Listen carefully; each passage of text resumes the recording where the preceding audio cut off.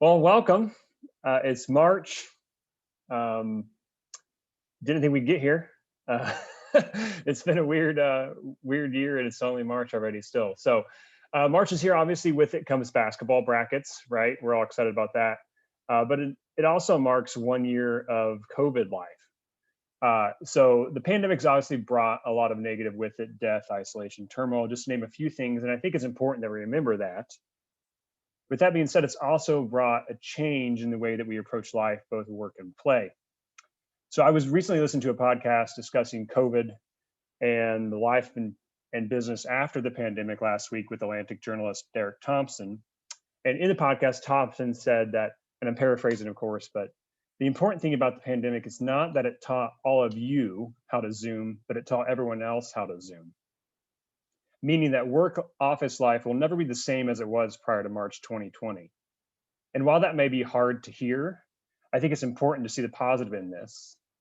Indianapolis has a great opportunity to grow because you can work from anywhere. And as we'll be discussing today with Joe Pellman and Project Amplify, which is an initiative from the Indy Chamber that focuses on regional image and talent attraction, I think it's a good opportunity for Indy. So his work is more relevant than ever right now, especially in this virtual world. So I hope that you're excited to hear about it as I am. But before we get to that point, let me share my screen here. All right. I would like to recognize our executive team. So myself, I'm Larry Nutt, I'm the chair. Crystal White, I think she's in here somewhere. I'm sure most of us are. She's our vice chair. Rosie Newman is our secretary. Todd Callan is our treasurer. And then we have our District 1 rep, which is Jen Short. We have Michael Albrecht, our social committee chair. Laura Paul, our community liaison. And Lucy Chelian, our past chair. So we all kind of work together. Obviously, it's volunteer kind of thing to put this programming on. Hopefully, everyone likes it, appreciates it.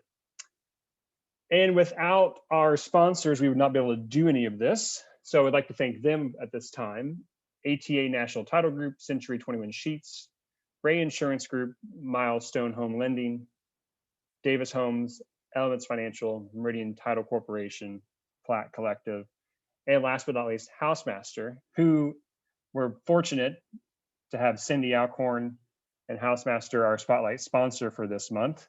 And so, Cindy, the floor is yours. If we can pass the baton, I'll stop sharing my screen. Do you have anything to present, Cindy? Nothing on video. We're good. Okay, perfect. Go ahead. I still see the slide on there instead of everybody else, but there we are. Yay! Hi, everybody. So good to see you all.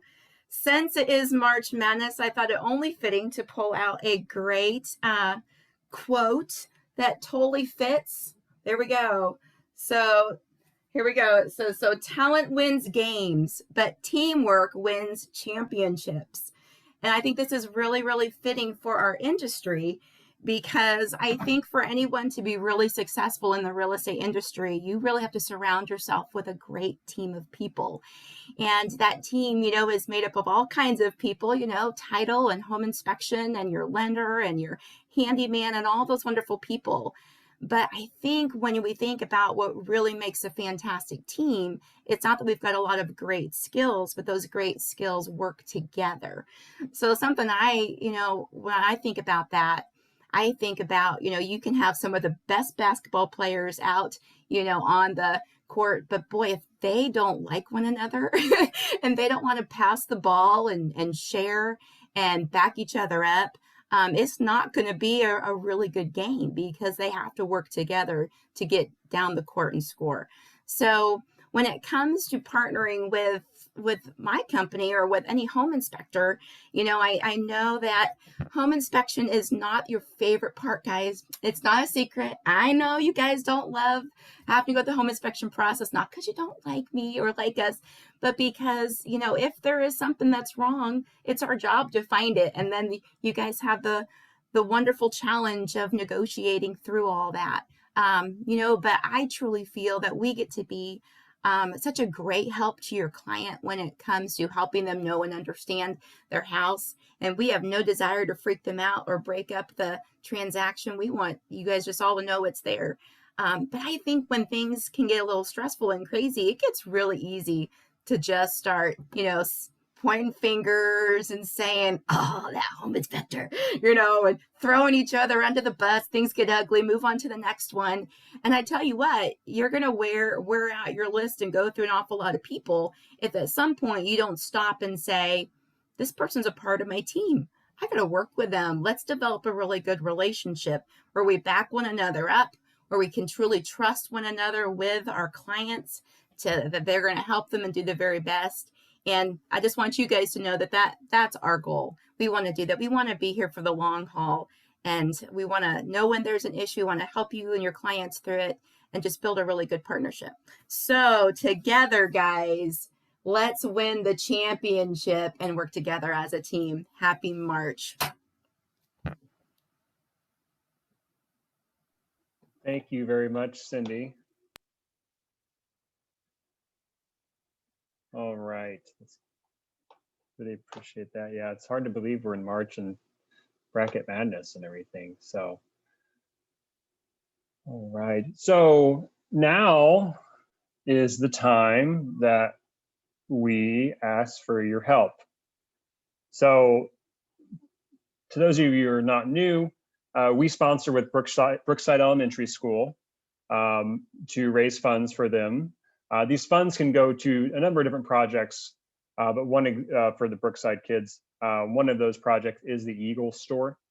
And so what the Eagle Store is, if you're not familiar, it is a shop that is inside the school where children can purchase school supplies, toys, treats, all kinds of different goodies that they've, with points they've earned from good behavior. So anything that you can help really helps us give them the kind of thing, especially in this weird year that it's been. So you should be seeing the Venmo link on the screen that you can use your smartphone and scan. Also, if you're interested in maybe cutting a check instead of using Venmo, feel free to email myself or Rosie or Todd or Crystal, and we'll help you with that as well. So the reason we are here is relocations, selling Indy, Joe, all this kind of great stuff. So a little housekeeping on this. It'll be a little different format than you're used to. So we'll have Joe present on what we're talking about today. And then we'll have 3 breakout rooms, and Rosie will divvy up everyone. We'll kind of get broke out into a room. Myself will be a moderator, Joe will, and so will Crystal. And we'll have a couple questions that we'll ask, we'll discuss as a small group. And then we'll come back after about 10 to 15 minutes, kind of go over what we all thought. Because just as you are learning from Joe, Joe will be learning from us today, which is kind of nice. And I know we all like to express our opinions, so it's a great way to be heard and be part of this conversation. So now, Joe, the floor is yours. I'm going to stop sharing my screen and take it away. Awesome. Well, thank you, Larry, and thank you, Rosie, for helping coordinate this. Before I dig in, it's just important to recognize those people who are helping get the pieces and parts rolling together. I live behind the scenes of a lot of events and such related to the Indy Chamber, and I very much appreciate those individuals who are helping keep the wheels turning. So before I jump in earnest in this topic, I think it's important to lay the groundwork for how we got here. So just a little background on me. I'm the executive director of regional image marketing for the Indy Chamber, which is a maybe selfishly long title that really talks about talent attraction and image marketing. And the idea is that we need to not only sell Indy, but we need to do so in a way that showcases the opportunities within our market. And obviously I'm talking to the downtown division today. You all know that downtown has numerous opportunities for employment, for housing, for a variety of things, which we'll all touch on. But before I get into the meat and potatoes of the project itself, I want to give you a little background of where the research has led us up to this point. So let me share my screen here real quick. Okay, hopefully this is coming through okay. This is a survey that we started as part of this project. So each year we'll come back to this survey to understand general perceptions of our market. And I think this is important information for you to know, because this is what the external audiences across the nation are thinking of us, or in some cases not thinking of us. So to set the stage, the respondents to this were ages 18 to 55. Those individuals were from outside of the state of Indiana, in every other of the 49 states. And that's important for this kind of work, because right now, the talent that is populating central Indiana is primarily from the rest of the state of Indiana. It's just over 2/3 of that talent. So our hope was to understand what perceptions look like outside of the state of Indiana. So just briefly, how familiar are you with Indianapolis? An average answer here from a scale of 0 to 10 is 4. So some understanding, may not be a whole lot. And then you get into more specifics of perception. So how would you describe your overall opinion of Indianapolis? An average answer of that was 5 out of 10, which is basically a neutral spot. If you think about this in terms of, I mean, it's been a while for me, but if you think about this in terms of dating, you'd rather be hated or loved, but you don't want to be indifferent. And unfortunately, for many outside of our market, we're seen as indifferent. And we have an opportunity here, I think, within that challenge to not only raise quality stories about our community, but do it at quantity, because there needs to be a consistency and a cadence to all of this, that we're promoting ourselves in a meaningful way.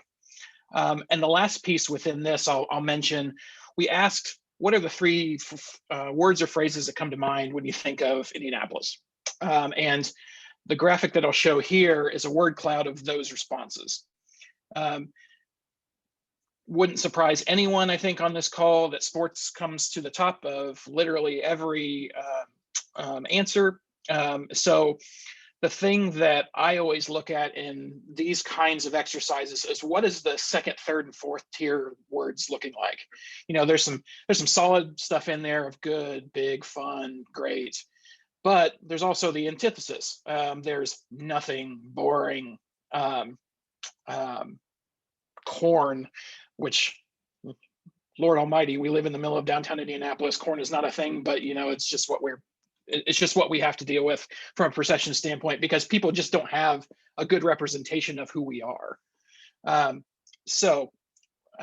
With that being said, it's interesting looking at these words and understanding that almost none of them speak to career opportunity. Most of these have to do with entertainment or have to do with quality of life, which are positive things. But when you're considering where to live, you're also considering what your career opportunity is. And it might not just be what's your first career opportunity, but what are your second, third, and fourth opportunities if the first one didn't work out? Or if you're moving with a spouse, what is your partner going to do for career advancement? What are your kids going to do for educational options? But ultimately, will there be opportunities for them moving forward? So one last piece of background research. This is a service called JobsEQ. This is data from Chmura. And this is a talent gap over the next 5 years for the Indianapolis regional market. And there's a couple of things to glean out of this. Number one, healthcare workers are not just a challenge for us, but they're a challenge for every major market. And COVID hasn't really helped that situation. But second, tech, software developers, software quality assurance analysts, these are continually coming up as areas of need for communities as literally every industry becomes a tech industry in some way, shape, or form. And then the last piece are general managers.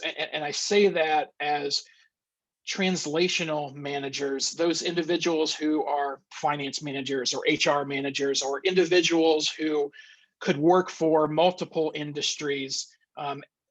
And there are many opportunities within our key industry sectors where they can jump back and forth. And you'll notice as we get into the meat of the project that that becomes at least one of the areas of focus. So with that, I will stop on the background and I'll jump into the actual stuff. So what we're looking at here, we call this project Amplify. You'll never see this as the public name for this effort. It's really a code name we gave for it, and it just kind of stuck. But this will manifest itself in the name Life in Indy. So the elevator pitch here is there's a lot of opportunities here. There's a lot of unique selling points, but unfortunately, we're either undersold or we're not in the game when somebody's considering where to build their life. So this is an opportunity for us as a community to raise our profile locally and globally. First, locally, because you need local buy-in to make sure that this functions properly and that we feel like this is a community-led effort. And then secondly, that gives us the opportunity to start reaching out with key stories within industry sectors, within neighborhoods, within whatever, to individuals outside of our market who would find that most interesting. And we're looking to do that in a couple of different ways. So before I jump into the deliverables, there's a lot of partners on this, including MyBor.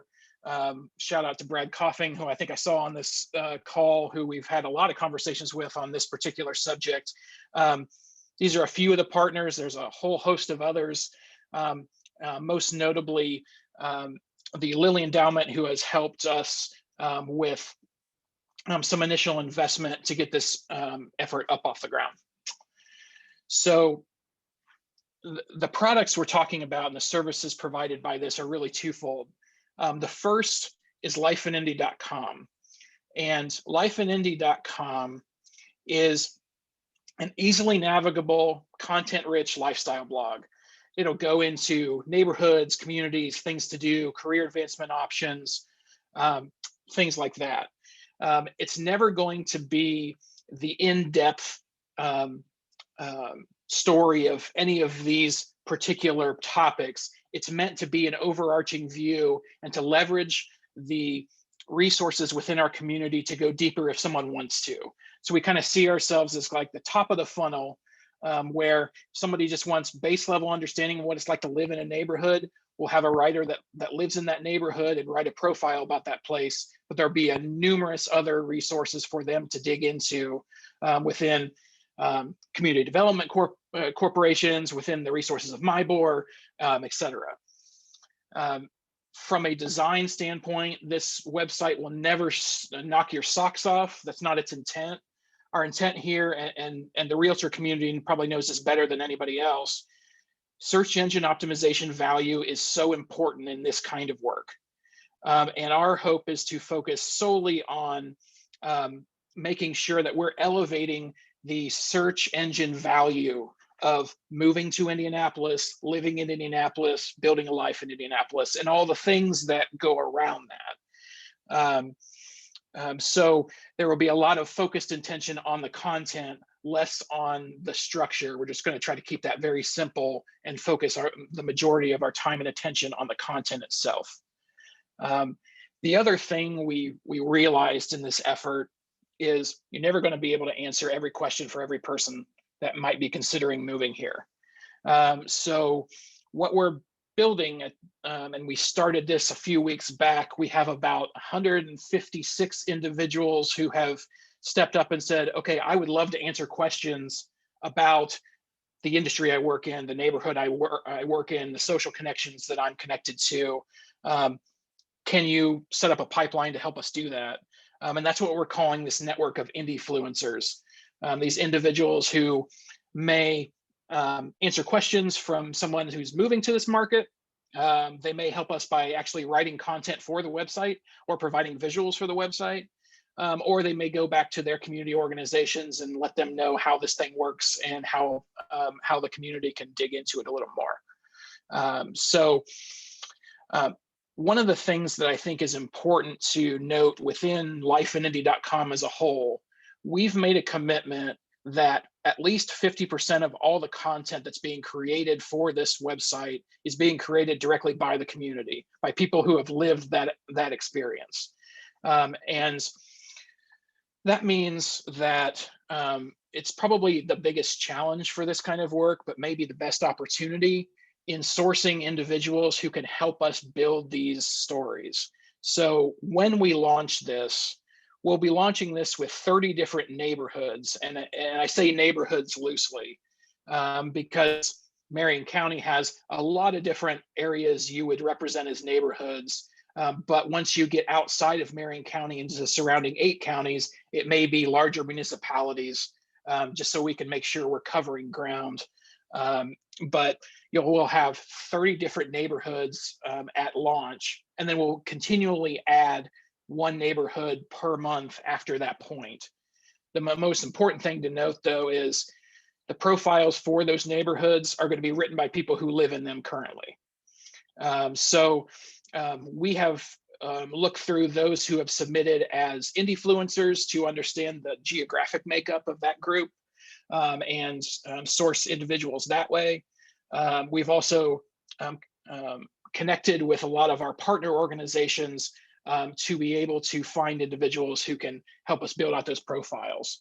The last thing I'll mention on lifeinindy.com before I jump to the next deliverable is we're going to be using a lot of user-generated content within this, and you as realtors are probably more familiar with this than anybody else, which is basically social media gives us an opportunity to really dig into areas or messaging that we as a community have not had a consistent effort around in the past. And one of the ways we do this is by sourcing directly from the community, especially on the visual side. So I'm going to show you what that looks like in practice. We use a platform called Crowdriff, which allows us to reach out individually to creators within our community, ask them for permission to use their assets, and then be able to turn that back around and use within our social media, within the context of lifeinindy.com, and a whole host of other use cases. But we are sourcing all sorts of things related to livability, quality of life, neighborhoods. We've got Oasis Diner in Westfield, which, I mean, if you love a good tenderloin, make sure you make it over there. But all things related to, I mean, we're getting closer to downtown here with Mina and Corey from Good Bones. We've got individuals who live in Hawville who are willing to contribute. We have Walker Theater and some interesting visuals to go along with that. I show you this just to let you know that the community is helping create this just by virtue of the content they're already sharing online. And we're just hoping to be good conveners of that content. So let me jump back here. So that's lifeinindy.com. And just as a refresher, here's roughly what this website will look like when it goes live.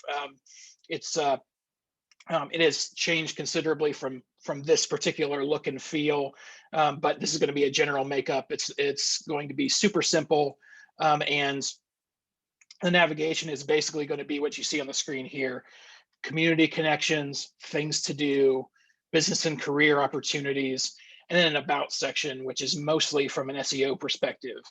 Gives us an opportunity to connect to resources, but also have those resources link back to us, so increase the overall value and prominence of the website. The second deliverable for this effort is, in my estimation, and my nerdy marketing tendencies tend to cling to this kind of stuff, so bear with me here. But the second deliverable is what we're calling the Life in Indy Library. And so imagine if you would take something like Getty Images and YouTube and smash it together with all Indy-centric content, make it publicly available, and then provide resources for the community to tell high quality stories about our community. And we like to think of this as perhaps the most collaborative opportunity that we could create that helps elevate the quality and consistency of stories across our market. Because you as an individual realtor, your organization, a nonprofit organization, an individual, all have the same level of access to this content. And it will be a variety of photography, videography, curated slide decks, and probably a whole host of other media assets we haven't considered at this point that will be in the hands of our community to use as they see fit. And this manifests itself in a lot of different ways, but I think it would be probably most interesting for me to show you what this looks like in practice. So admittedly, this is very bare bones because this won't be something that we are going to be launching until probably late second quarter in this year, but just to give you an idea of what this looks like. So the Life in Indy Library is built on a platform called Brandfolder. The idea is using this digital asset management tool, it allows for the easily searchable media assets like photography, videography, and whatnot to all be at your disposal.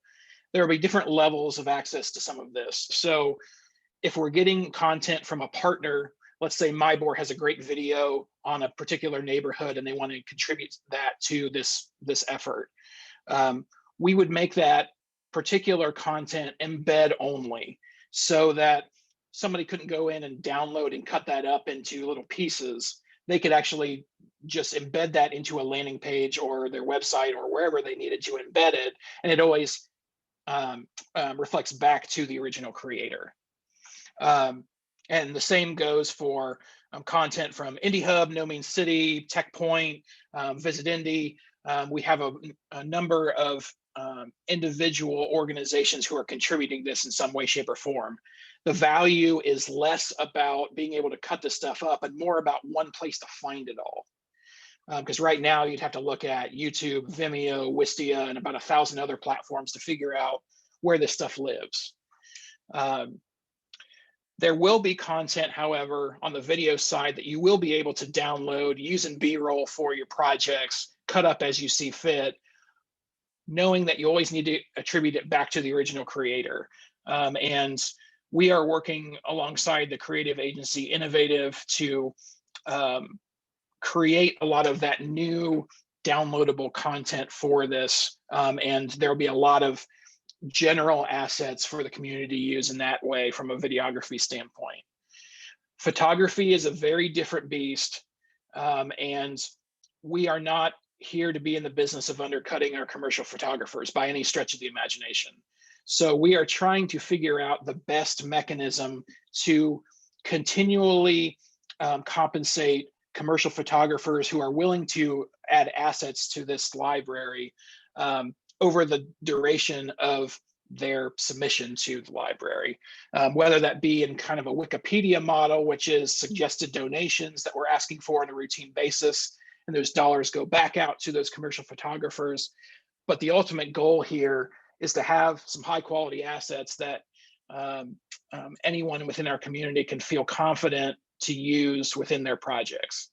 And we feel like there's a huge opportunity here to improve the overall quality of stories that we're telling. So with that, let me jump back over because we have just a couple more slides on here. So why so fixated on video? We know from research that's out there in the market that roughly 82% of internet traffic by next year will be video based in some way, shape, or form. So we need to get ahead of that now to be able to catch up.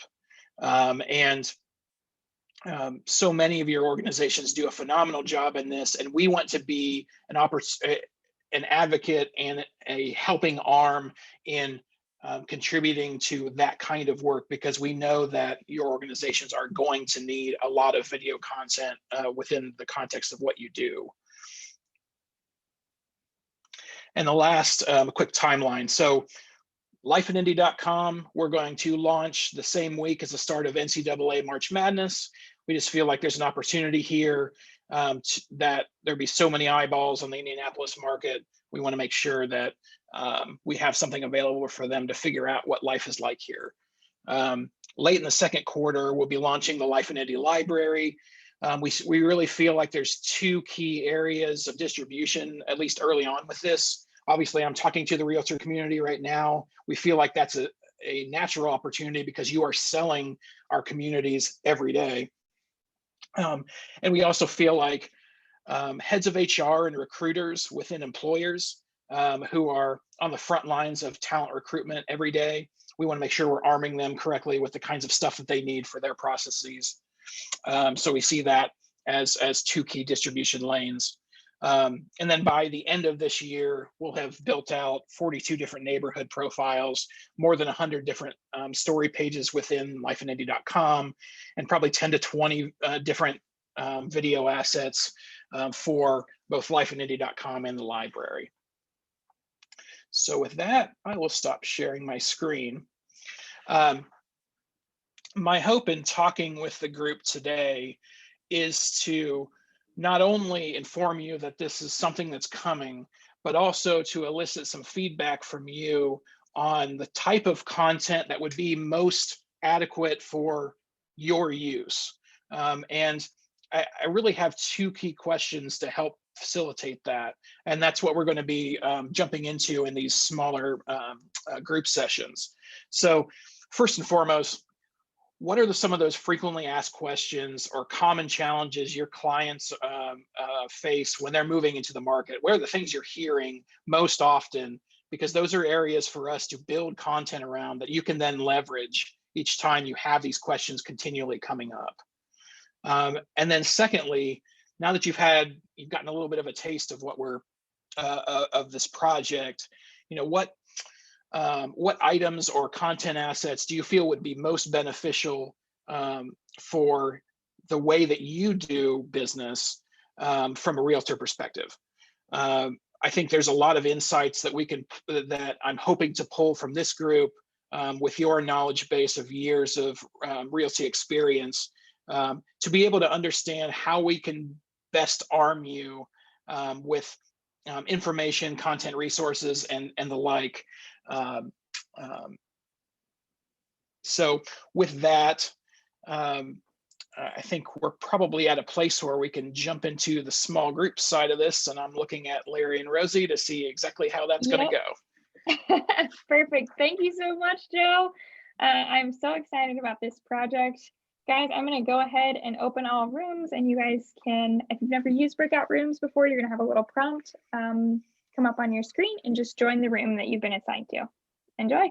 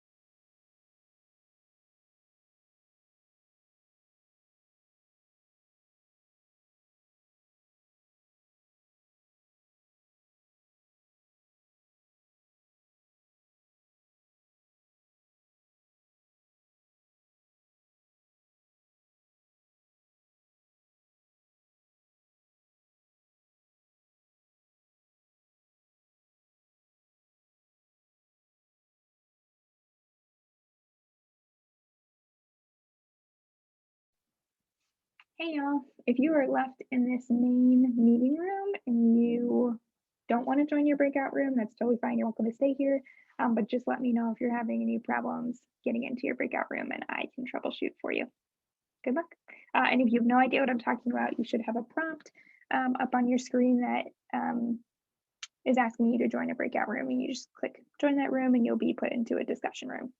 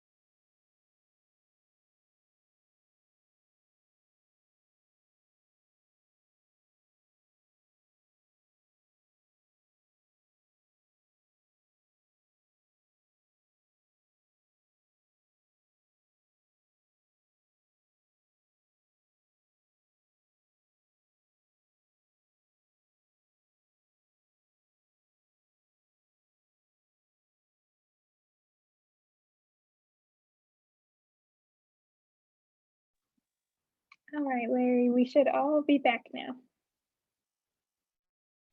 Perfect. So Joe, how did you want to do this? Obviously you had your own breakout room as well. Thank you, Regina. And so do you want Crystal and I to kind of relay what we chatted about in our groups, and then kind of share it all? How do you want to handle that? Yeah, Larry, why don't you dig into your group and then the next, and then I'll bring up the last group. Cool, perfect. So the first question, right, was the frequently asked questions or common challenges to someone moving outside of Indy who may or may not know Indy. So the number one thing, which was especially pertaining to not only our market, but every market, was education, school education options, public school. Someone brought up, the school ratings in general and how that's kind of a problematic rating system, because the metrics that it's used are negative often for public schools and city scenarios. So that, creating some kind of landing resource that people can go to and point them to, like, because that's the first question they're going to ask, especially if they had children, or if they're a situation where, like, we are recently married, we plan on having children in the next 2 years, and then, so that was the number one question. Number two, which was kind of insane, and that was livability, meaning, crime statistics as well, right? Like, so, because the two questions would be education and crime. I think that's the number one and two questions that people get asked right away. So, getting ahead of that, right? And giving those resources to those clients before they get here. A couple other things that we thought, let's see, challenges would be walkability, what it's like to actually live in the neighborhood or neighborhoods. And for both 1 and 2, multiple times mentioned like some aerial video tour footage, right?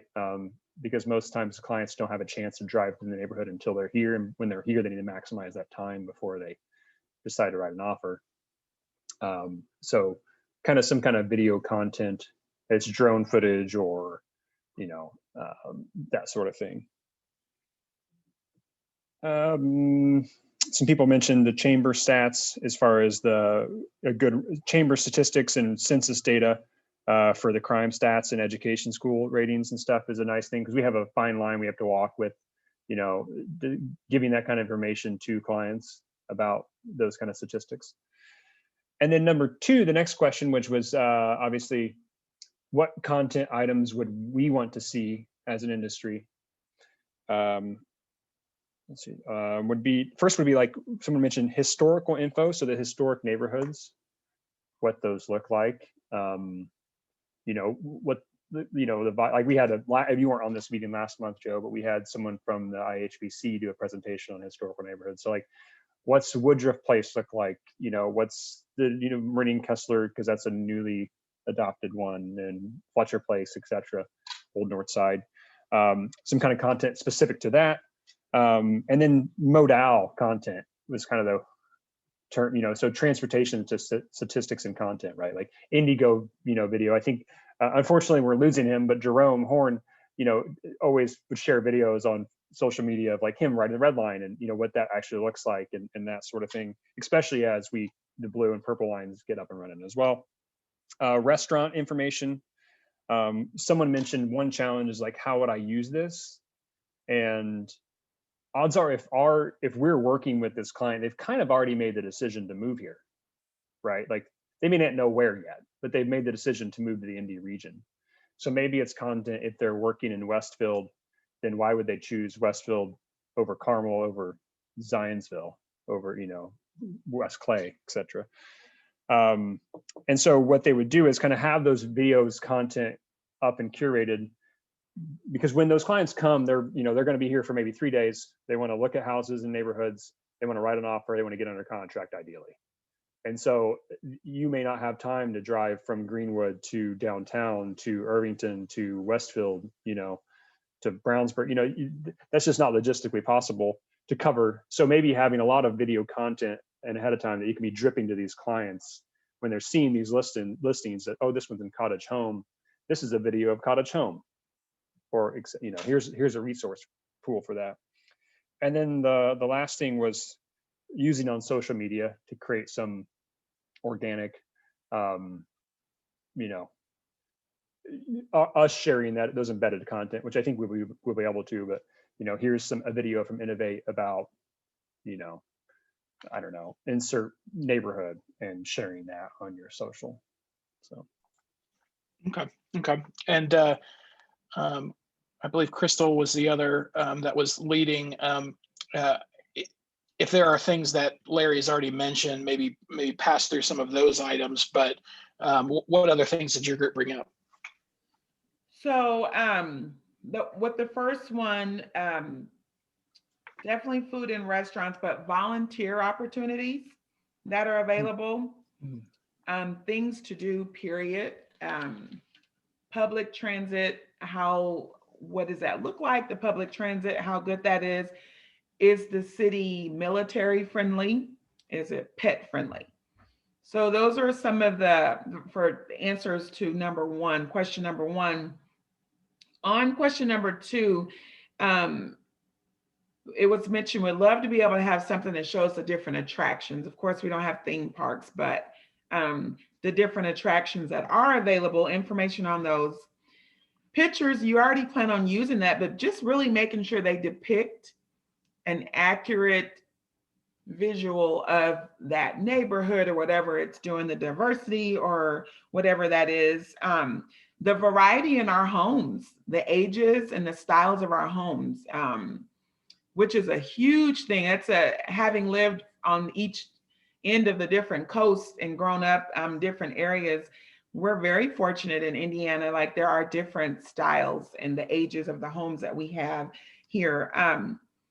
And then the affordability, speaking to the affordability of Indianapolis, how affordable it is, at least this week. Now that may change next month, but but we are still affordable today. And then lastly,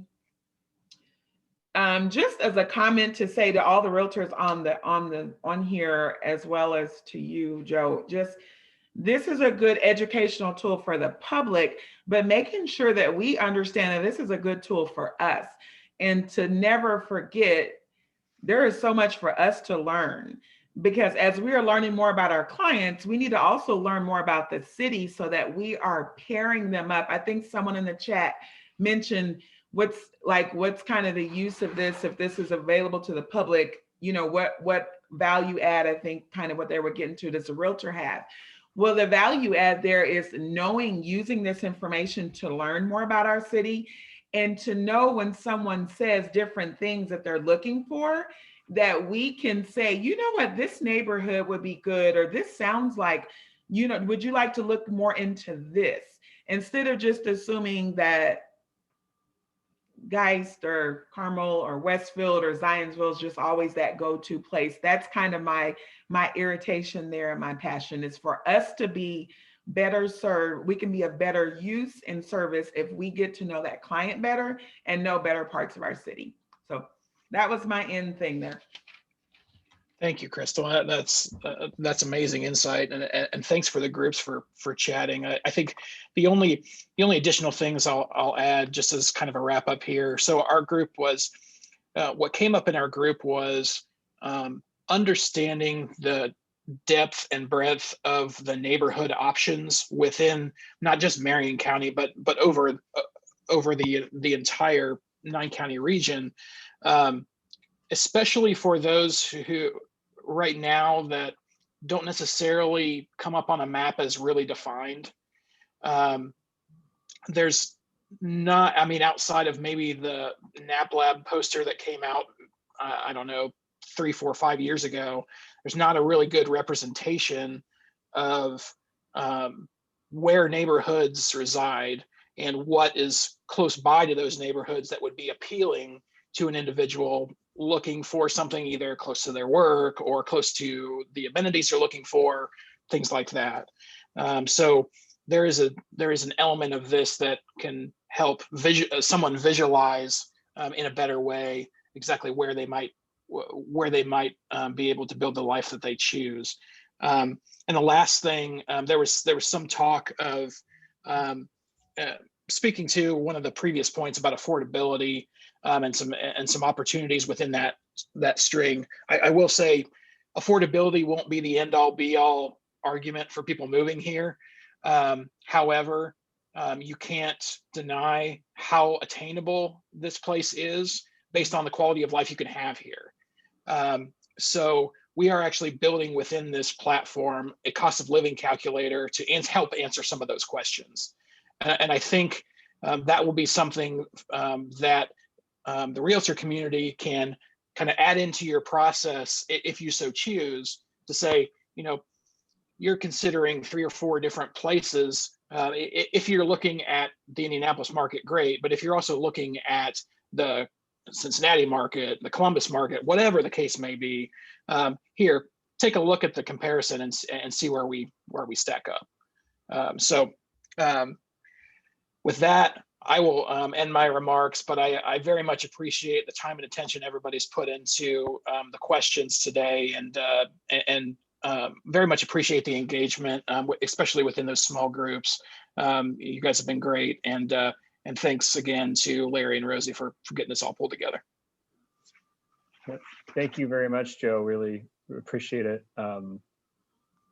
I hope that everyone found the value, I think, and looks at this as a tool, right? For sure. I think it's like everything, like a carpenter or a mechanic, having as many tools in your toolbox to serve your client is the best solution. So this is really helpful. Really appreciate it. If you have any additional questions, feel free to email myself, or actually plug, Joe, can you mention the social media accounts that you're on? That way people can follow you on social. Sure. So on Instagram and on Twitter, the username is Your Life in Indy. And on Facebook and LinkedIn, just search Life in Indy in the search bar. Perfect. I follow you guys already, and I think it's cool. And actually, someone I know is an Indyfluencer now. I just saw they posted something last night, which is kind of neat to see this grow, and kind of cool timing. So really excited, really thankful. Appreciate you and Brad and Lacey for connecting us. That was help. Thank you guys for that and everything that you do. Before I pass the baton, a couple last time, Brookside donations reminder. I believe that Jen posted her Venmo link. If not, I can bounce that back real quick to our. Hang on here.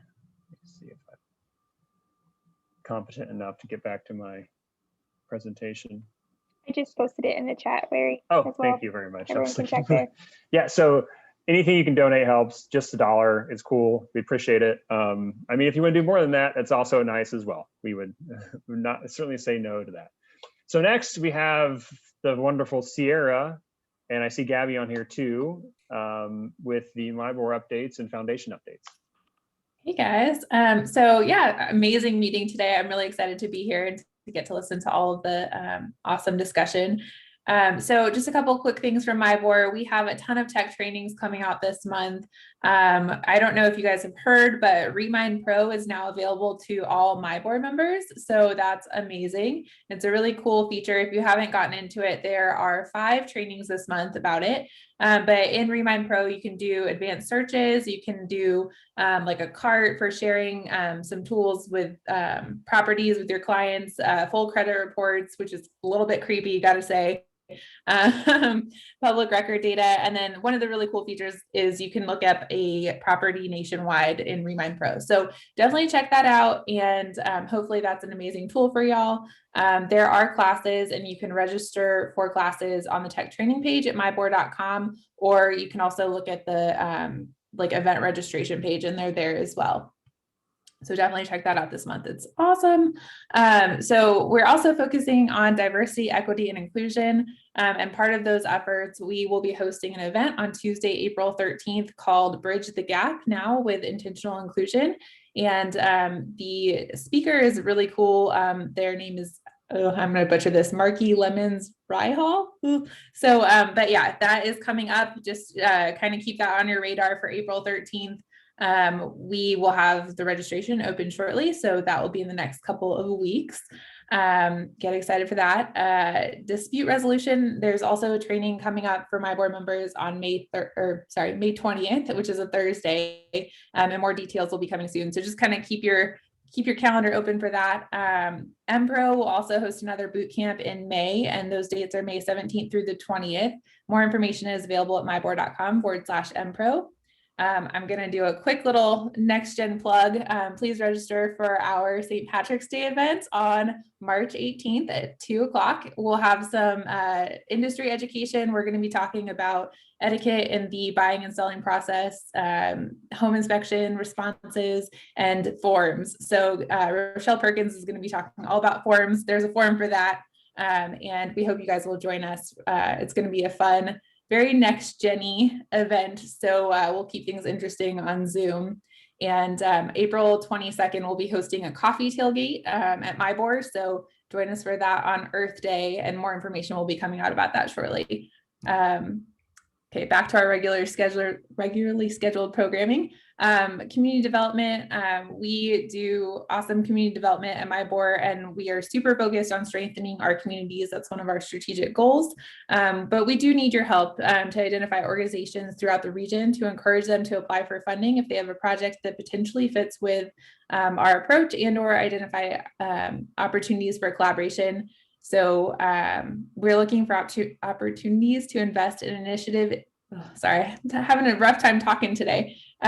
We're looking for opportunities to invest in initiatives aimed at attraction or retention and expansion, placemaking, quality of life, and housing. We're also looking for opportunities to expand initiatives that have a focus on diversity, equity, and inclusion. So help us spread the word and make those important connections. And more information is available at myboard.com/ECDC.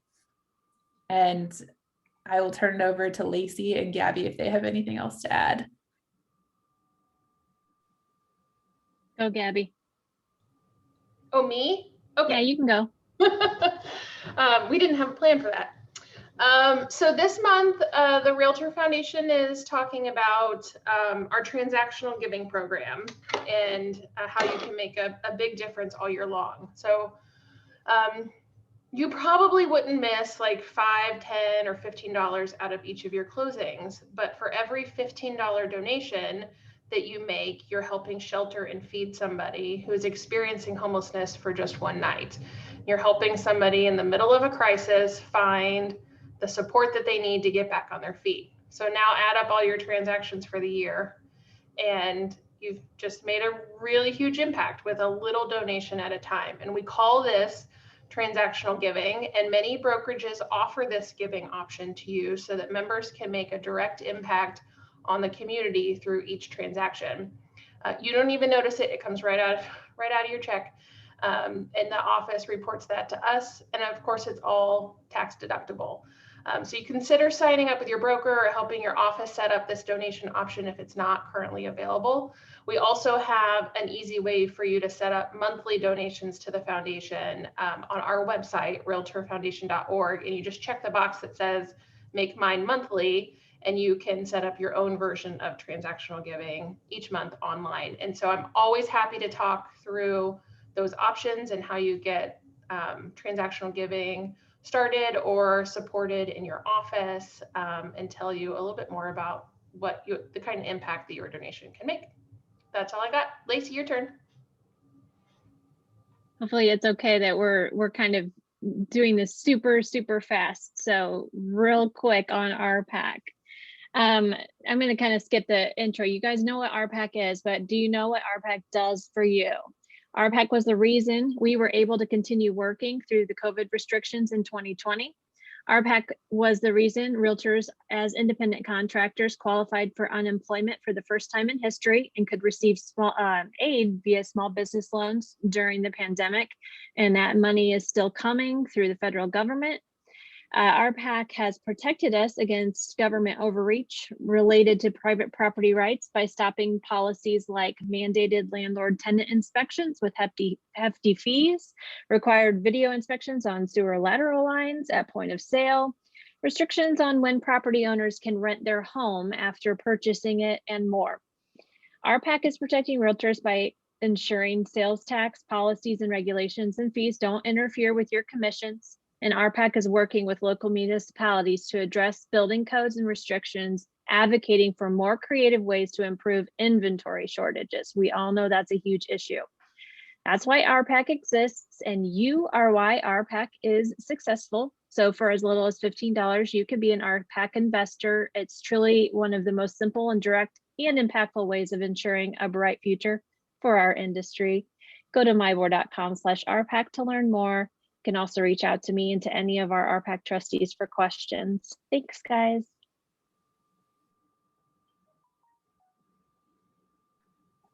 Thank you, Sierra, Gabby, and Lacey. Really appreciate it. So last couple things. First off, thanks again to Cindy and Housemaster for helping put this on today. Really appreciate it.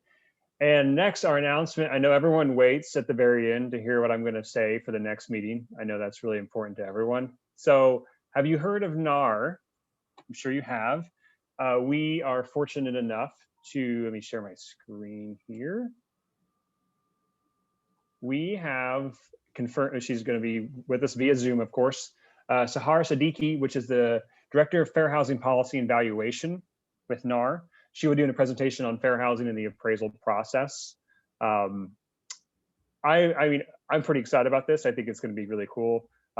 Excited that we got someone of her caliber. She actually works in DC. Well, she works from home right now, remote in Northern Virginia, like all of us. But she, you know, she's in the DC office and she's dealing with policy issues on fair housing and valuation on a daily basis. So I think it'll be really good for us to hear from her on that and everything, especially with multiple offers and valuations going up and everything. So be sure to register. We'll be pushing that out on social media. Invite anyone in your office that you think would be a good fit to attend. And don't forget we've got coming up here, bingo on March 16th at 4 o'clock via Zoom. Make yourself whatever libation that you prefer to consume and play some bingo with us and see our smiling virtual faces. So thank you everyone for attending, and feel free to reach out with any questions. Have a great day.